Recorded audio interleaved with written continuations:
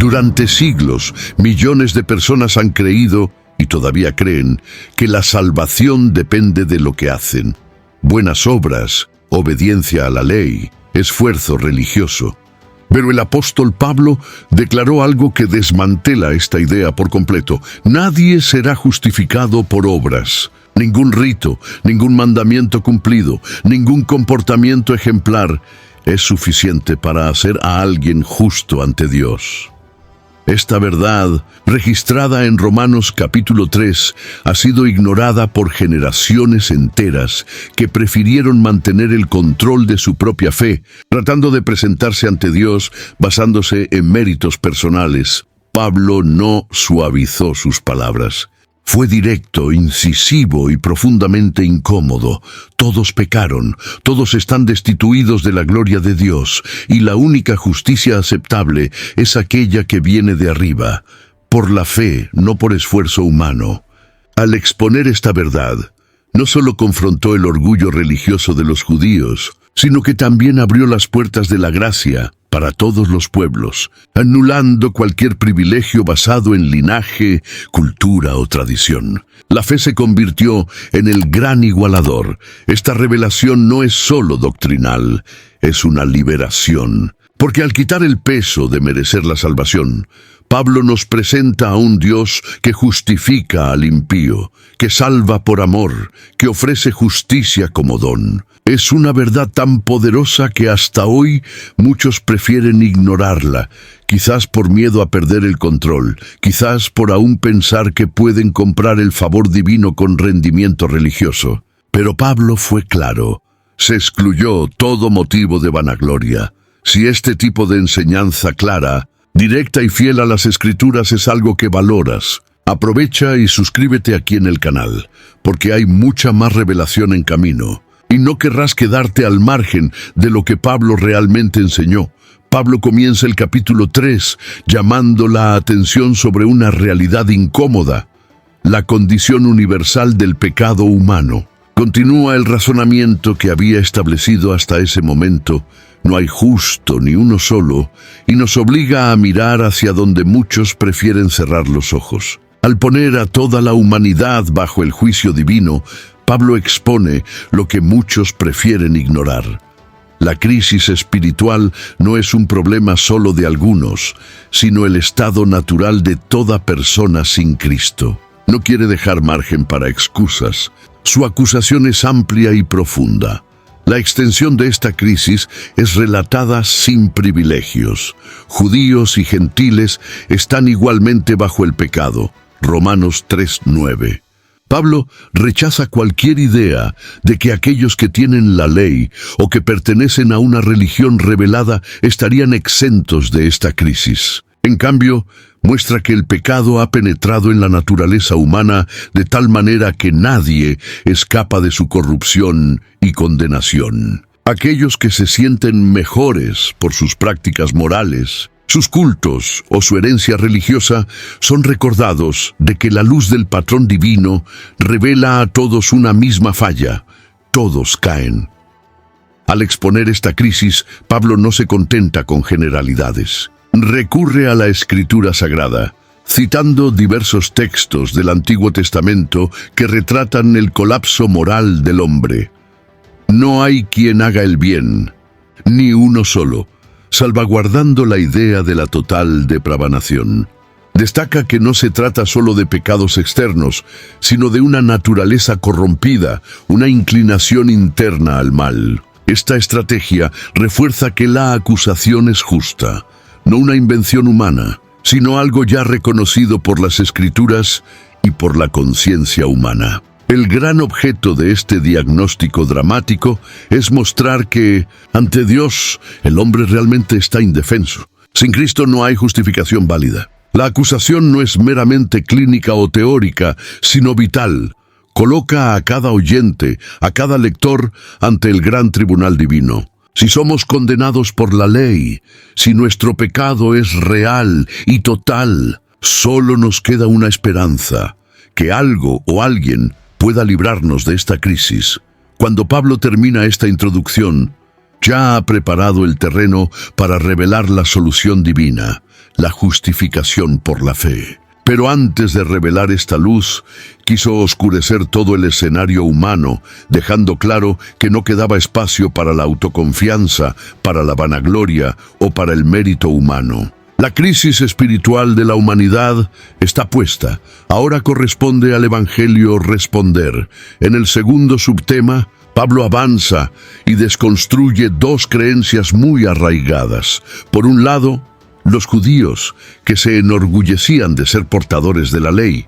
Por otro, los gentiles que creían que la ley no los alcanzaba. Une a ambos bajo el mismo juicio. No hay distinción. Romanos 3:22. La acusación de culpa alcanza a todos, indistintamente. El propósito no es igualar el pecado, sino mostrar que la gracia que será revelada también es universal. No favorece a ningún grupo, sino que se extiende a todos los que creen. Al decir que todos pecaron, Pablo elimina cualquier base de mérito religioso. No son las ceremonias, los rituales, la pertenencia étnica o nacional lo que garantiza justicia ante Dios. La identidad religiosa, por más honorable que fuera en el contexto judío, no salva. Rechaza la noción de que la herencia judía religiosa otorgaría un plan B para escapar de la condenación. El apóstol quiere dejar claro que la condición humana no es cambiada por la posición, sino que solo puede ser transformada por la intervención divina. Pero Pablo no menosprecia el privilegio de los judíos. Reconoce que a ellos les fueron confiados los oráculos de Dios. Recibieron la revelación, la palabra sagrada, los escritos inspirados. Esto les confería responsabilidad y al mismo tiempo mayor expectativa. Pero esta ventaja no es garantía de justificación. Incluso con este favor divino, si fallan en responder, permanecen bajo acusación, igual que los gentiles. Pablo muestra que la revelación trae consigo exigencias y nadie puede ser absuelto por tener más luz si no la corresponden. Cuando presenta la acusación contra judíos y gentiles, Pablo no está siendo injusto o parcial. Está siendo fiel al estándar de Dios. La justicia divina no puede ser relativizada. Todos han sido expuestos a la luz de la ley, de la revelación, de la propia conciencia. Y todos fallaron. El orgullo religioso de los judíos, que muchas veces condenaba a los gentiles como inferiores, es neutralizado por la verdad. Ante Dios no hay privilegiados en el pecado. Todos necesitan la misma salvación.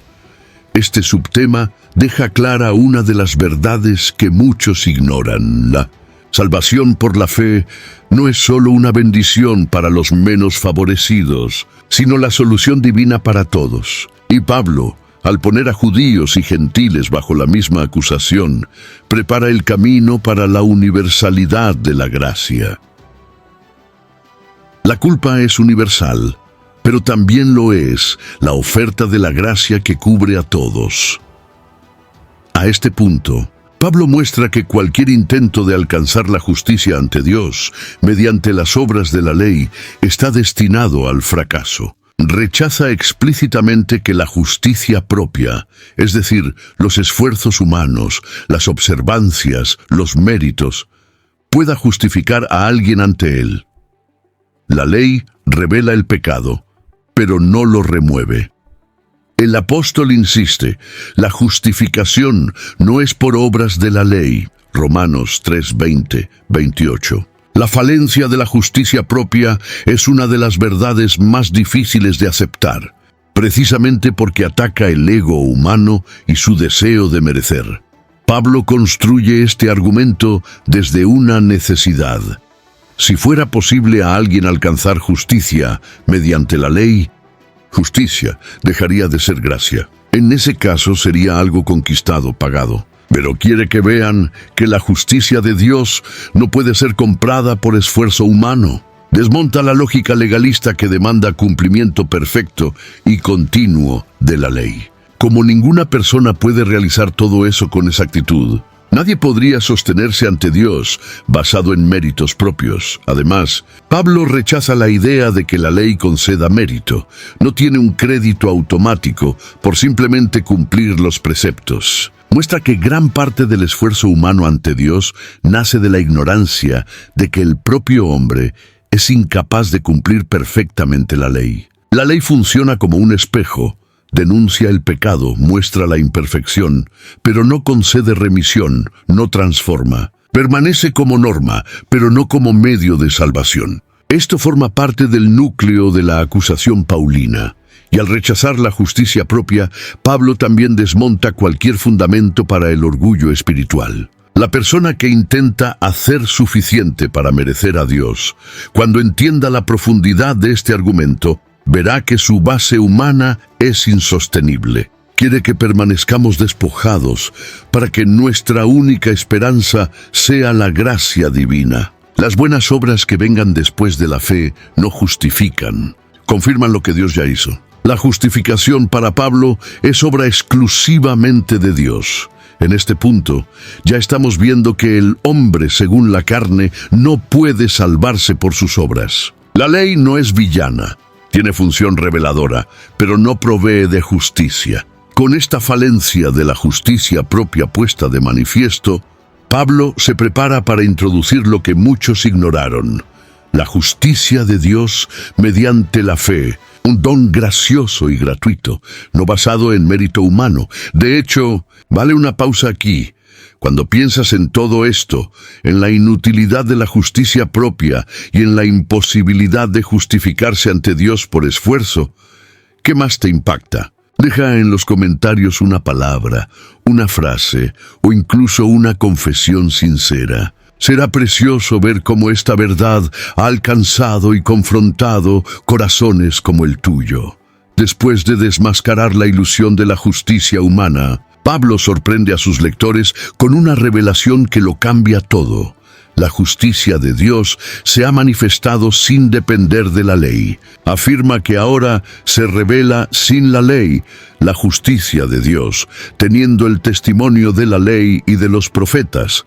Romanos 3:21. Esto no significa que Dios anuló la ley, sino que la justicia prometida por las Escrituras no se alcanza mediante el cumplimiento de la norma, sino por un nuevo camino: la fe. El apóstol presenta esta justicia como algo que viene de arriba, sin nacer de los esfuerzos humanos. Es una justicia otorgada, no conquistada. Esta justicia manifestada sin la ley no era una novedad absoluta, sino que ya había sido anticipada en las Escrituras. Pablo muestra que tanto la ley como los profetas ya apuntaban hacia un tiempo en que Dios justificaría al pecador sin exigir de él un estándar inalcanzable. El profeta Habacuc, por ejemplo, había dicho que el justo vivirá por la fe. Abraham fue declarado justo por creer. Lo que ahora Pablo revela no es una ruptura con la tradición bíblica, sino el cumplimiento del plan eterno de Dios. Un plan que los hombres, en su búsqueda de mérito, habían ignorado. Al decir que esta justicia se manifestó, Pablo está usando un verbo que remite a algo que estaba oculto y ahora ha sido revelado. Es como si Dios estuviese mostrando, de forma clara y pública, lo que antes estaba encubierto por la sombra de la expectativa mesiánica. La cruz de Cristo es el escenario de esta revelación. Es en ella donde la justicia de Dios aparece en acción, no para condenar al pecador, sino para justificar al que cree. La justicia no se manifiesta aquí como castigo, sino como salvación.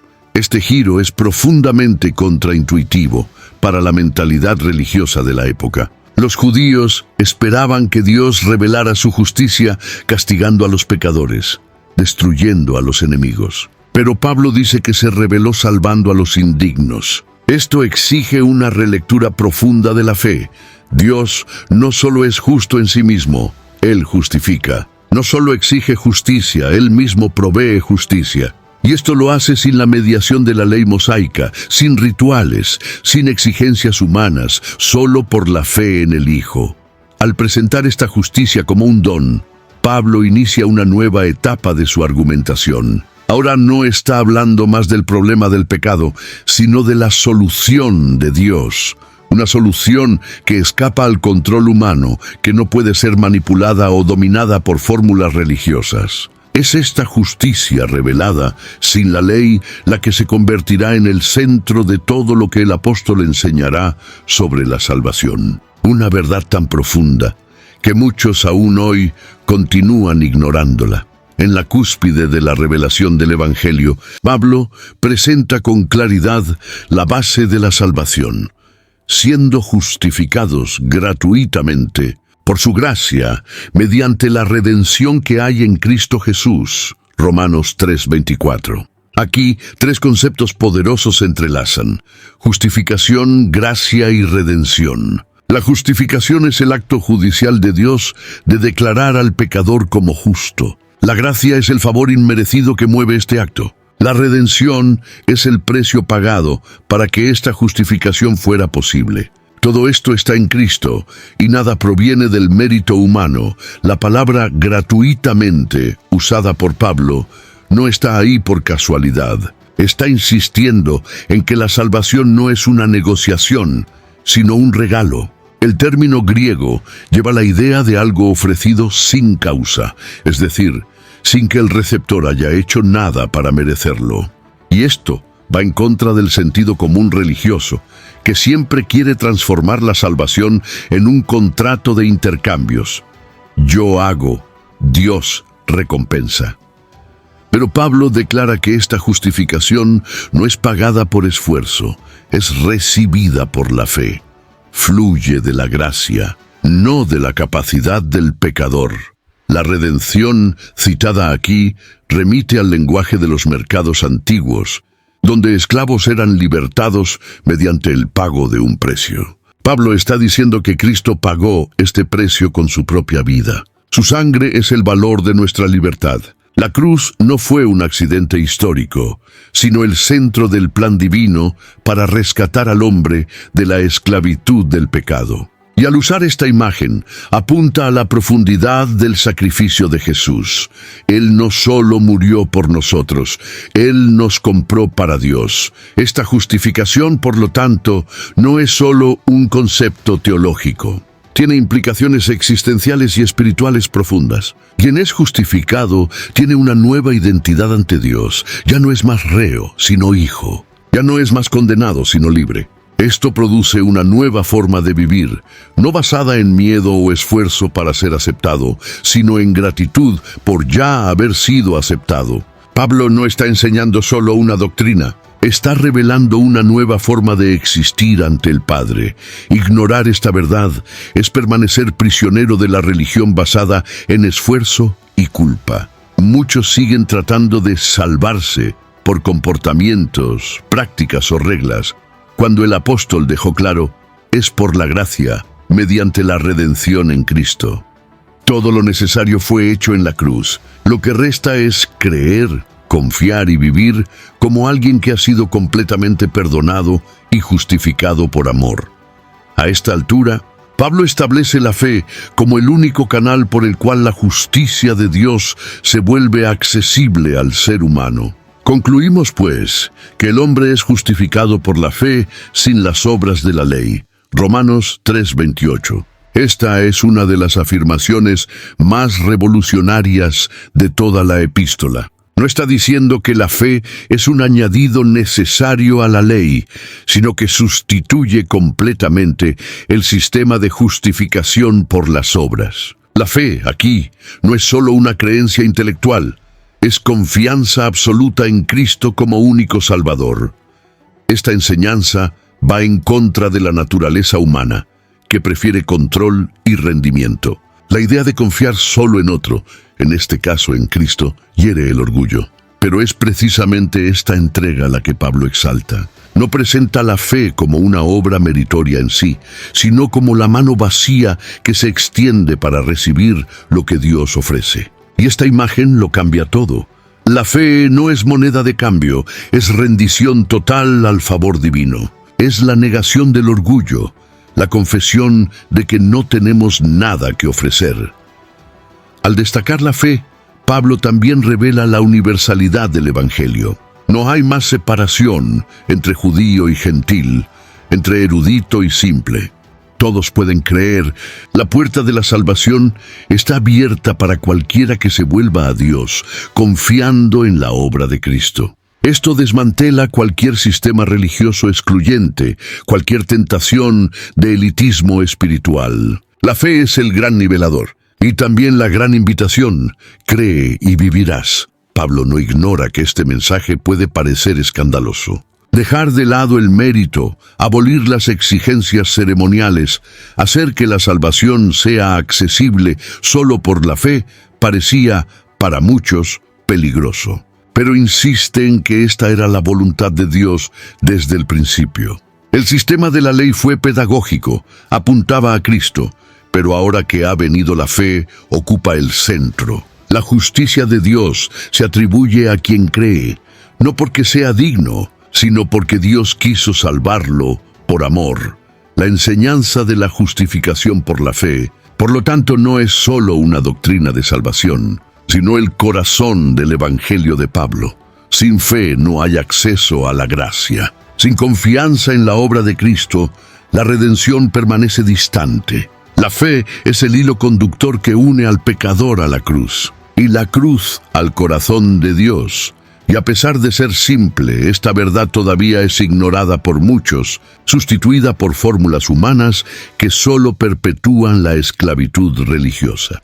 Con la justificación por la fe claramente establecida, Pablo anticipa una pregunta inevitable.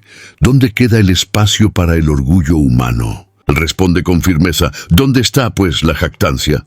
Fue de todo excluida. Romanos 3:27. La enseñanza de Pablo no deja espacio para la vanagloria espiritual. Si la salvación no es por obras ni por mérito, sino exclusivamente por la gracia mediante la fe, entonces no hay motivo para que alguien se sienta orgulloso. La cruz destruye toda pretensión de superioridad.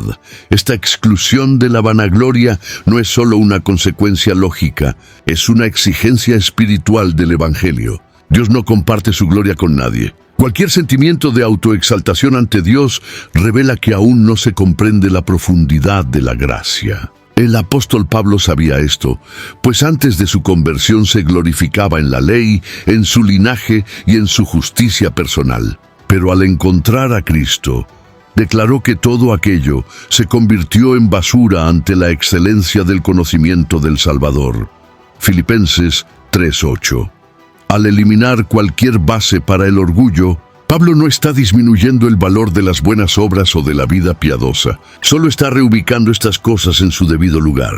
Las obras son frutos de la fe, no su causa. La obediencia es respuesta al amor de Dios, no una moneda para comprarlo. La justicia del Evangelio no es una escalera que el hombre sube para alcanzar a Dios, sino un puente que Dios construye para alcanzar al hombre. Esto vacía toda tentativa de autojustificación.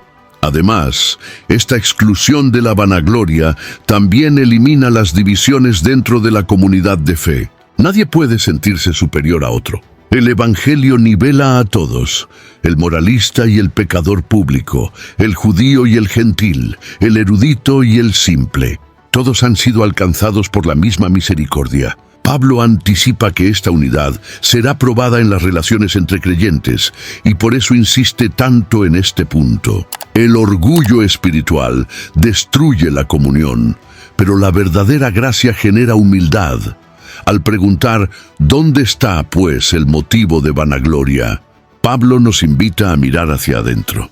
¿Aún buscamos reconocimiento por lo que hacemos? ¿Aún medimos nuestra espiritualidad por rendimiento? La respuesta del Evangelio sigue siendo la misma. Fue excluido. Ante la cruz, el único espacio que queda es para gratitud, dependencia y adoración.